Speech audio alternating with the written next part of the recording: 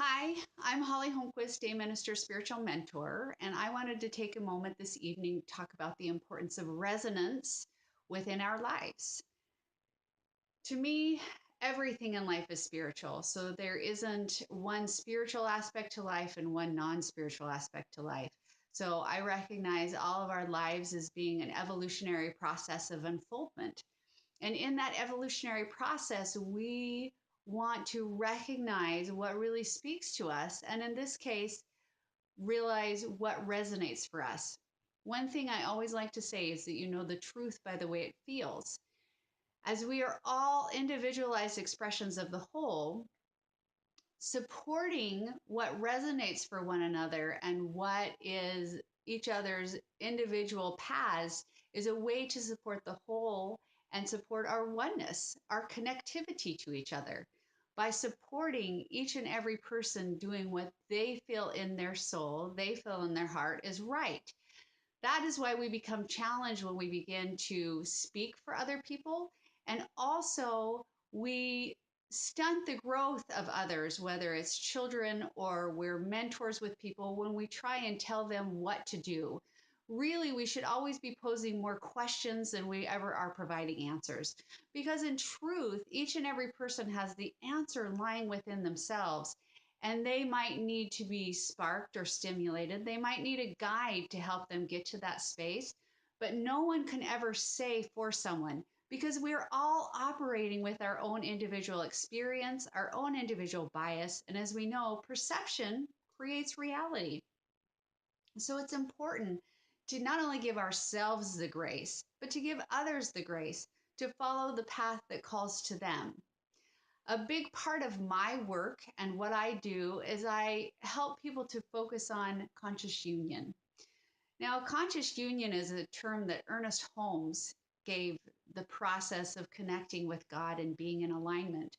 But there are many different words for it, and you don't need to use the word God. I've spoke about this on other occasions. If God is uncomfortable, use spirit, universe, whatever works best for you. It doesn't matter, but it's about honing that relationship. It's about coming into communion with you and, say, your higher self. And it is through developing that relationship, which is the most important relationship, that you'll be able to lean on and recognize resonance for all other relationships and decisions in your life. So, one of the things I encourage when I work with clients or talk with people is that they get clear within themselves. Christ spoke of this. He talked about the kingdom within. We call it the still small voice. It's that space within us that absolutely knows, and we can rely on it and trust it. And the more and more clear we become, the more and more connected we become in conscious union with our higher self, the more powerfully we know the truth. And that is the truth that works for us. Because again, we know the truth by the way it feels. In this way, we are supporting the whole. We're supporting everyone's connectivity. If everyone were doing the same thing, or we felt like everyone could just plug in a formula, life wouldn't be different. And we wouldn't be going through our own experiences at our own pace and time. So, as we seek a formula, what we're really seeking is something that resonates for us. Because not every formula, not every book, not every speaker, not every religion is going to be right for every person. That's why there's so many to choose from. And that's why we get still within ourselves that connection to our higher power, which is all one higher power, but working and operating individually through us. And that's how we know the truth that we have to follow. When we recognize this, this is a quote that I love by Ernest Holmes, and he says that humanity and divinity will be identical when we recognize divinity and humanity. And part of that resonance, part of that conscious union to your higher self, part of that is what helps you recognize that in everyone else. You become empowered in the sense when you realize that that which is greater than yourself, but you are a part, is operating through you equally, just as much as that is operating through everyone else that you come in contact with. we begin to see each other differently. We begin to be supportive in different ways. We no longer think someone has to think or feel the way we feel in order for things to be right or there to be possibility. When we rest in the truth of resonance, which is truly the truth of developing conscious union and a relationship with spirit, we are able to give others grace and space to find themselves as we seek. Not even seek, as we uncover who we truly are. For we are ever growing, evolving, and expanding.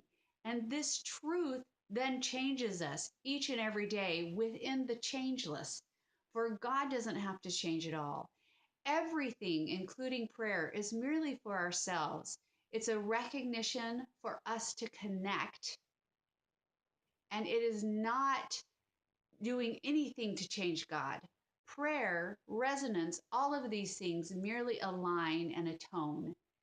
These things change us.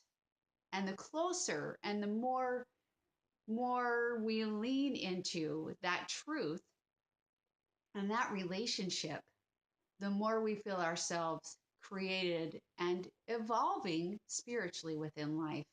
So I hope that you'll trust your resonance. I hope you will recognize that there is something within you that knows. You know the truth by the way it feels. It doesn't matter the situation. And the more clear you become, the more closely related you become with that which you believe, spirit, God, the higher self, whatever it may be, the more clearly that will speak to you in absolutely every scenario.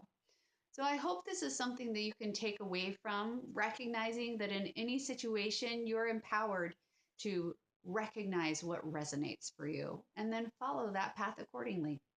I hope you have a very, very blessed day. Thank you so much for watching.